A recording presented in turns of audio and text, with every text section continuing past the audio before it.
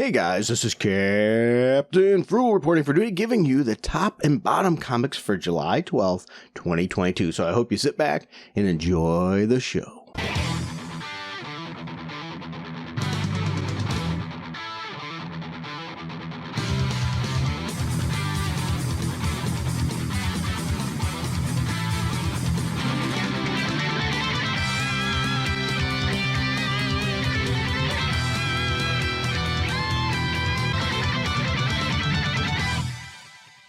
Alright guys, if you hear some paper movements, that's because that's my notes. For those of you that are unfamiliar with this, I'm going to go over the top 3 and bottom 3 comics based on my personal opinion for this particular week. Now, I've read quite a bit this week, and so I'm splitting hairs on some of these, but this week was pretty surprising. So let's go. Let's get started. We're going to start first with the top 3, the ones I think that you should definitely get. So number 3, there we go, get my voice ready. This particular issue, I loved the cover. Great cover art. It was Daredevil #1. I gave it a 7.3 out of 5. I thought the art was a good style for the book. It has a guest star of Spider-Man, and you know, I love when Spider-Man and Daredevil get together. I think they make a really good team, as well as this has a very solid start for this series. So once again, I gave this a 7.3 out of 10. I don't think you can go wrong with this particular book. Number 2 is Dark Crisis Superman. Boy, this one was a tough one. This one almost hit number 1. I mean, we are splitting hairs on this one for it to get where it did. This one I gave it a 7.5 out of 10. Superman's story was phenomenal in this particular issue. This story shows how big of a mistake it was to age up Jonathan Kent. I mean, really, it shows why that dynamic of father and son in the Superman book is so great, as well as the Super Son. So we really lost so much with their agenda pushing to age up Superman to push that story. I really wish they didn't. Though this probably would have been the #1 book if it wasn't for the Aquaman story. I didn't hate the Aquaman story, don't get me wrong, but it also had an Aquaman story in it. It just wasn't anything special. I think I would have rather had those pages to put a little bit more of the awesome Superman story arc in this, and then it probably would have been the #1 book. So once again, a really strong book. I suggest you get this. If you're a fan of the Superman and Jonathan Kent dynamic that we used to have, you definitely should check out this book. It's really, really good. All right, my #1. This one just barely eked out for the #1. It just barely eked out Superman there, and it was Rogue's #3. I gave it a 7.8 out of 10. Now, just so you know, I do grade very hard. 7s are pretty good scores, so anything above 7 is really, really good. This had a 7.8. 8's like, oh, this is awesome. So anyway, it was a fun story. It really is. And how do I put this? No one is safe with this series, except for maybe Leonard Snart. He might be the only one safe because it seems to rotate around him, but otherwise, wow, this is really good.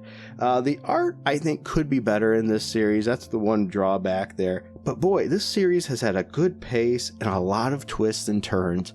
Every single issue makes me want to read more. I like this team. I do. I like the dynamic of it. I don't think you can really go wrong. Once again, the art's the only negative, but I gave it a 7.8 out of 10. All right, next we're going to hit the bottom of the barrel. Also, I will give you a brief review on the other issues, because I read 13 issues, so this one took a bit. So before I get to bottom barrel too, I just want to mention, if you don't mind, help out the channel, hit like, subscribe, leave a comment. What was your favorite comic, which was the bottom of the barrel for you this week? Just so you know too, I don't intentionally go out and find bad comic books. I pick what I think has potential to be good. Sometimes I'll read one because I'm invested in it, even though the story's been bad, but most of the time I'm not going out and cherry picking for how bad and how good. I just pick what I think is going to be decent to read. So with that said, once again, like, subscribe, notification bell if you want to help out that channel. Also, we have a Patreon and a subscribe star that you can use to help the channel as well. Even a Streamlabs OBS link down below for a one-time donation and a merch link. I know I'm shilling a lot here, but bear with me. If you do subscribe to our Patreon or subscribe star, you get special videos.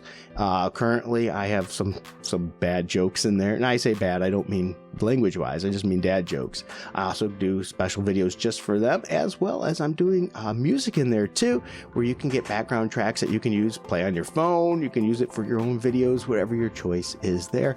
And I'm starting to add some extended cut videos as well for guitar practice things. So there's going to be more coming and more content to there, for a big thank you to everybody. So thank these people right here, because without them, this video would not be possible, because these get expensive.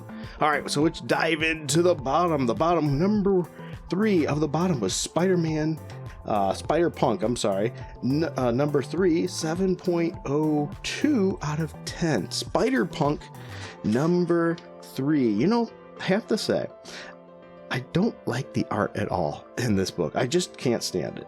The panel transitions also could be much, much better. Some of them just didn't make a lot of sense.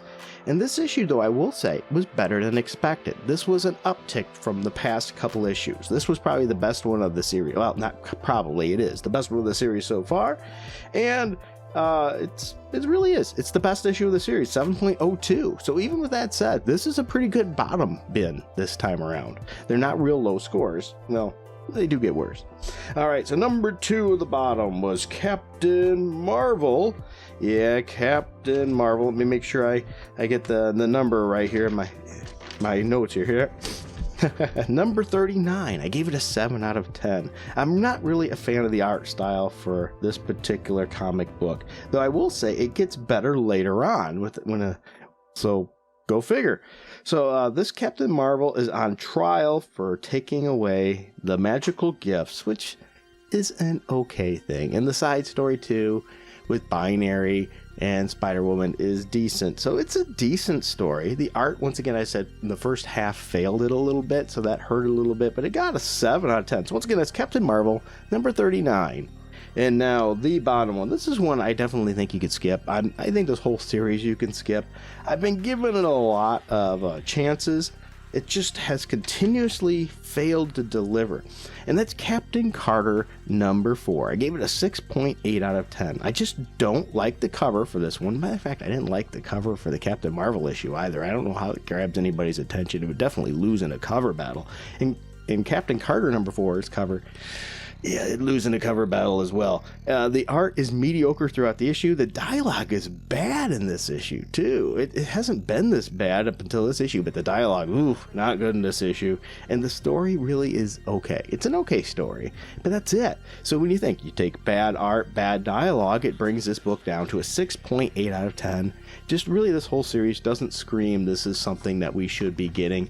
It just doesn't work. All right, so now let's talk about the ones that didn't make the top and bottom, because I mean, really, there was a lot in this one. And the next one, this one was good too. Moon Knight number 13. I gave it a 7.4 out of 10. Moon Knight, Vampire Hunter, if you will. I sort of like that. And we get a little bit of Taskmaster in there, and he's describing Moon Knight in a really cool, great way, giving Moon Knight a lot of positive attention there. It's a solid story too, and I think this is a good jumping on issue. So if you haven't been reading Moon Knight, this might be a time to jump on and read that. The next one is Savage Avengers number 3. I gave it a 7.03 out of 10. You know, why do we need to keep rebooting this series? Why didn't we just keep on with the numbering? I just don't get that. I know why from a marketing perspective, but I think in the long run is really going to lose the readers. And they're making Deathlock way too powerful in this series. I'm sorry, but Deathlock is no way near that power level. The art, I think, is a good fit. And there's a particular panel here where Flash Thompson's breaking the comic panel. This was great. That was a great comic panel. I definitely give it props for that. And the story was decent. Nothing wonderful, but a decent story nonetheless. All right, the next one is Punisher number 4. Now, I know this one's been divisive, but you know what? This one actually offered me a glimmer of hope. I gave it a 7.2. Once again, it's Punisher number 4, 7.2, and let me tell you why.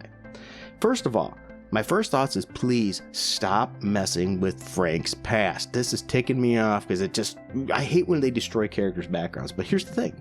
They actually might not be. If you look, I have mixed feelings about, if you haven't been able to tell, I have mixed feelings about this series. So I'm trying to give it a fair and biased shake. But I have some hope that they are not messing up the character because of this particular panel. here, as well as some other parts in this issue, which makes me think that, okay, maybe they're manipulating Frank and these things maybe didn't happen, but they're manipulating it. So I do have a little hope, but it's Marvel, so I have to say a little hope. And I gave this book, once again, a 7.2. The next one I want to talk about is Fortnite X Marvel Zero War number 2. So, you know, these are just sort of to get the gamers' attention, I think, that bring them into the comic books, and I get that, so bear with me in mind. I give it a 7.15 out of 10. I read this because my son, he loves Fortnite. I thought the art was decent, and the story is okay. It's just really nothing special, but maybe a good gateway if you have a gamer that loves Fortnite in your family and wants maybe just to consider checking out some comic books. The next one on my list was Spider-Man 2099 Exodus number 4, which I gave a 7.25 out of 10. I thought the Black Widow 2099 was pretty darn cool. The story was good, and this might be the best issue of the series so far. I think the story has been on an uptick. It started off pretty lame in my opinion, and it's been getting better and better. I wonder if we're going to see Ravage 2099, or I know that's a little funny, or maybe Doom 29. Well, probably definitely not Doom 2099 the way that worked, but maybe we'll see some more cool 2099 characters. All right, I also had Batgirls number 8. Yeah, it didn't make the bottom 3. Go figure. 7.1 out of 10. The art was decent. That was decent, and the story was actually pretty fun. So yeah, 7.1. Good job, Batgirls. The next one I have is Future State Gotham number 15. Yeah, this one actually didn't make the top, but it was still a 7.27. Yeah, 7.27 out of 10. I thought the art was okay. The story has been a lot of fun in this one, and I think the pacing is one of the things that's really good in this. This book has never really bored me, and it has a good continuous pace, but it didn't go too fast either. So really, really well done. So there we go. 13 issues, quickly reviewed with a top and bottom 3. I hope you appreciate this video and stay to the end, because you know what? I appreciate you, and I know sometimes it's easy just to go, okay, I heard what I wanted, and click off on a video. So I want to say thank you again for taking your time to watch this, and if you shared it, even awesome too. Thank you so much for your support. It means a ton to me. I greatly appreciate it. Until next time, keep it frugal.